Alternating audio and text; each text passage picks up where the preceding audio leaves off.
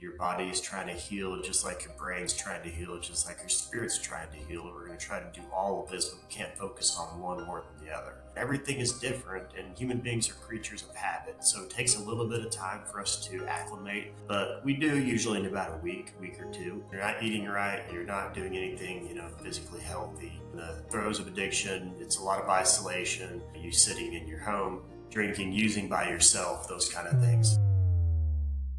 Good morning, Jake. It's great to connect with you again this morning. Wanted to talk to you today a little bit about physical health. We've talked in the past about the spiritual aspect and the mental aspect of finding sobriety, but we haven't talked that much about the physical aspect. So can you tell me a little bit about your thoughts about taking care of your body, or what an addict is going through that is obviously destructive to their physical well-being? Yeah, of course. Thanks for having me again. Obviously, with drugs or alcohol, you're poisoning your body. So you're not in the best health while you're in addiction. You're not eating right. You're not doing anything, physically healthy. In the throes of addiction, it's a lot of isolation. You sitting in your home, drinking, using by yourself, those kind of things. So depending on how long that lasts and what you're using and how hard you're using, there's a lot of different things, a lot of different health issues that can come out of that. So what we see is, when guys get here to inpatient, they realize pretty quick in about the first week or two both health problems that they may be facing, because whenever you're using and you're drinking,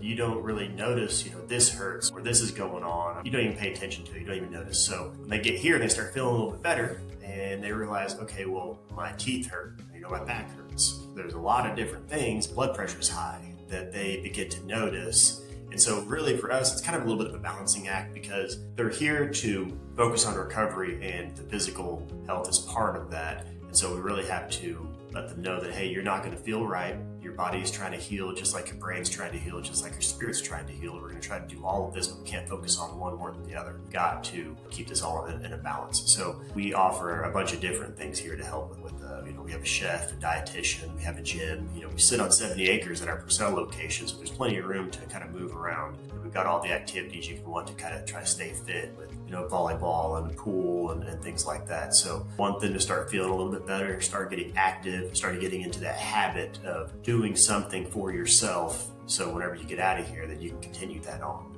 So not only is their addiction going to be detrimental to their physical health, perhaps obvious ways to other people, but it's also going to be affecting their sleep, and sleep is massively important to physical health too. So how do you address something like sleep at the ranch? We're an abstinence-based facility, so we're not going to prescribe a bunch of medications to help you sleep. About the most that you're going to get from us is going to be, melatonin. There's, some trazodone, and there's some different prescription medications that can be used to help, but it can't be, a crutch forever. This is to get you into the habit of sleeping again, but sleep is incredibly important. And it's just kind of one of those things we have to tell people is that, hey, you're not going to sleep great for the first week that you're here. You're just not. And some of that has to do with how you're feeling. Some of that has to do with the brain resetting and your body trying to reset. But a lot of it has to do with you're in a new place. You're in a new bed, a new room. The air feels different. The temperature is different. Your diet is different. Everything is different. And human beings are creatures of habit. So it takes a little bit of time for us to acclimate. But we do usually in about a week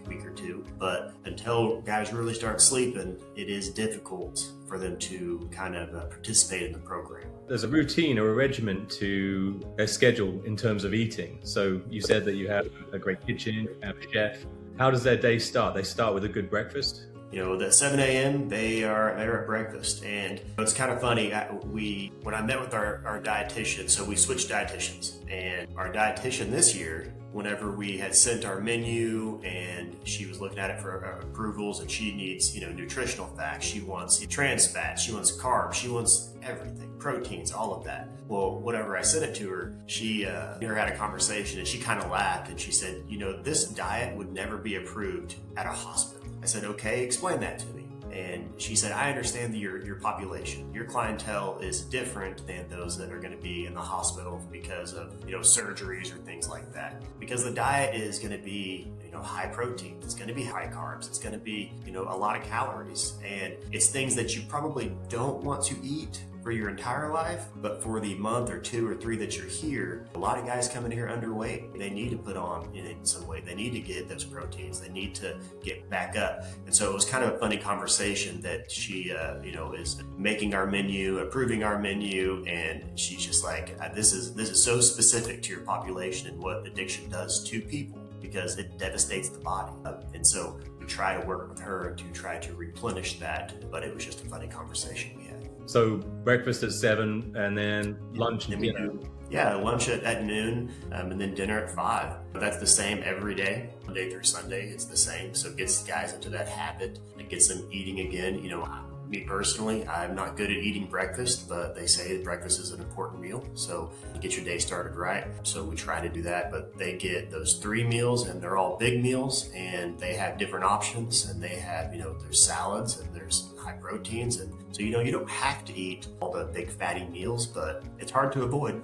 What about snacking? So in between meals, is there some availability where they can go and they can get a snack? Oh, absolutely. So we have everything from, apples and bananas and oranges to, you can make peanut butter and jelly sandwiches throughout the day. We have all the leftovers from all the meals there. There's always biscuits and gravy, and there's always stuff that's available to all of our residents, 24 hours a day. Well, I'm getting in my car. It sounds good. I'm coming over to get food. I have been here for 13 years so far, and we still eat our meals here during lunch when we're at work because the food is so good. Matter of fact, today we are having noodles and chicken pasta with broccoli and bread. And I think the broccoli is a fried broccoli. I don't think we've had this meal before, so they change the meals up a little bit sometimes. So I'm kind of excited about today's meal. It sounds pretty good. That's awesome. So I worked for an organization years ago, and everybody, I was the newest member of staff, and we got free meals because there was a catering company next door that ran catering for the organization. And they were always complaining about the meals, like my other staff members, and I was like, these are great, this is delicious, but they didn't switch it up that much. So I could see after a few years, okay, well, it's the same stuff, but I was still quite thankful because it were still really good meals. But yeah, it sounds good switching yours up. We're just incredibly blessed to have the chef and the kitchen staff that we do. They're all in recovery themselves, so they know, this program, they've been through Rob's Ranch. They know what it was like being a client. They know what meals they wanted whenever they were here. And so we got very lucky with who we have providing these meals because they have that empathy. They understand completely what these guys are going through. They really treat us right. So that's the nutritional side, building the body back up. And then there's the exercise aspect. So I've seen that there's a gym on site. How much time is allocated for them to go to the gym? And is that part of their routine? It's encouraged? It is. Our population is so wide and varied that we have, guys that are 18 and we have guys that are 70. So they all, are doing different things. So the gym is available. It's a lot of weight training. We have the big 4-position machine down there, treadmills, we've got rowing machines, things like that to try to get your muscle tone back up again. But, like I said before, we are on 70 acres and a lot of it is paved. There's a big paved road that goes through the whole facility. So you could easily, walk and get, a lot of steps in for that. So the gym is important, but we know it's not for everybody. So that's where we offer the other recreational things like, just being outside. We have a horseshoe pit. That doesn't involve a whole lot of strenuous, physical activity, but you're outside, you're getting your UVB rays, you're standing in the sun, and it's good for you. There's also there's a basketball court and a pool.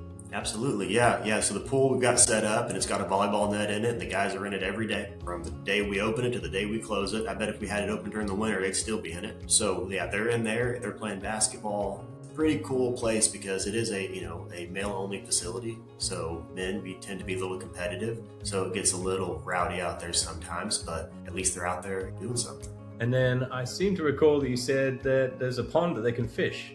Yeah, we have a fishing pond. We actually just redid it, made it a whole lot bigger. It's probably 3 times the size of what it was. So we're going to put some water features and restock it with some more. We had to pull everything out to make it deeper and bigger, but we're about to put everything back in. But yeah, we got a pond down there, and now it's at the other end of the property, so you got to walk, but that's good for you. For anybody that's thinking about a loved one or struggling themselves, what would you say is a good first step in terms of starting to look after their body? A good first step is detox, is getting the poison flushed out of your body as you can. seeing a medical professional, you can call us. We can help recommend you to some places and partners that we work with. That's going to be step one, is getting that going on. I mean, you're really difficult to do anything beyond that until they get stabilized on that side of things, because if you're not stabilized, if you don't have a medical professional saying that you can do these kind of strenuous activities, then it can be dangerous. So the detox in those hospitals to prepare guys to get to us. But once they get to us, the way our program works, they're ready to go on day one, and so they can begin getting into walking, into running, into playing basketball. There's a bunch of different things, but at our Purcell location, the buildings are so spread out that you don't have a choice but to walk from your dorm to where you have the meetings. You're probably going to get in 1,000 steps just to get to where you need to go. So when a patient is discharged, do you give them some advice going forward about how to continue to take care of the nutritional side of things? Our chef and our dietitians can prepare plans for them to get them ready to leave. If they request something like that, we do aftercare plans. We can get them motivated and connect them to the right resources outside of here. A lot of it has to do with, we're just here to kind of get you baselined. We need to get you back to the proper weight, get you to where you need to be. But depending on your specific situation, we could recommend personal trainers, or this is the diet you probably need to stick to. But we have a lot of resources outside of here that we can connect guys to, especially when they go into sober living and things like that. That sounds awesome. I really appreciate your time again today. This has been very informative. I always enjoy our meetings. Yeah. Thank you, and I'll catch up with you again soon. Thanks, Michael.